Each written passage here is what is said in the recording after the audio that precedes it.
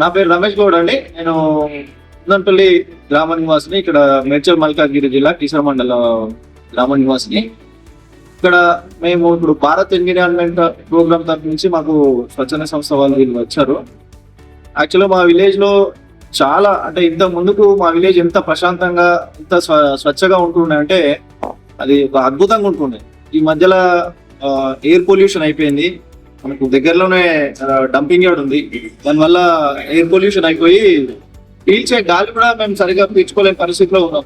దానివల్ల ఏమవుతుందంటే మాకు తాగడానికి నీళ్ళ సదుపాయం కూడా అందుబాటులో లేక తాగే నీళ్లు కూడా మేము బయట నుంచి ఎక్కడి నుంచో కొనుక్కొచ్చుకొని 20 రూపాయలు 30 రూపాయలు కొనుక్కొచ్చుకొని తాగాల్సిన పరిస్థితిలో మంచి వాటర్ అనుకుంటున్నా కానీ అందులో ఏం మినరల్స్ ఏం లేకుండా అవే తాగాల్సిన పరిస్థితి మాకు ఏర్పడింది.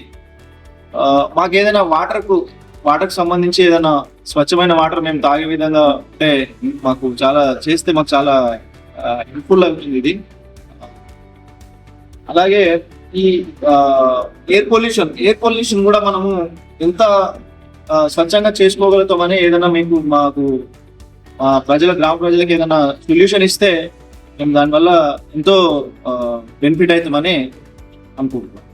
రాజు అండి, కుందనపల్లి వాసి. మాకు ఇంకోటి కరెంట్ ప్రాబ్లం ఉందండి. కరెంట్ ప్రాబ్లం అనేసి ఉన్న 100 ఇళ్లలో మాకు 90 మంది వరకు అండర్ 200 యూనిట్ల వరకు కాల్చేవారు.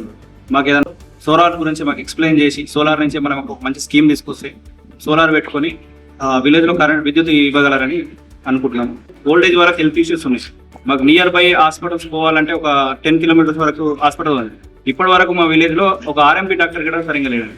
చెప్పండి, మేము ఏదైనా ఎమర్జెన్సీ ఏదైనా పామ్ కాటు గురైనా ఏదైనా ఉన్నా కానీ మినిమం మనకు ఈ నుంచి సికింద్రాబాద్ ఒక 20 కిలోమీటర్స్ వరకు వెళ్ళి ఆ మధ్యలో మంచికి ఏమైతాడు కూడా తెలియదు. నియర్ బై హాస్పిటల్ కరెక్ట్ హాస్పిటల్కి లేవు.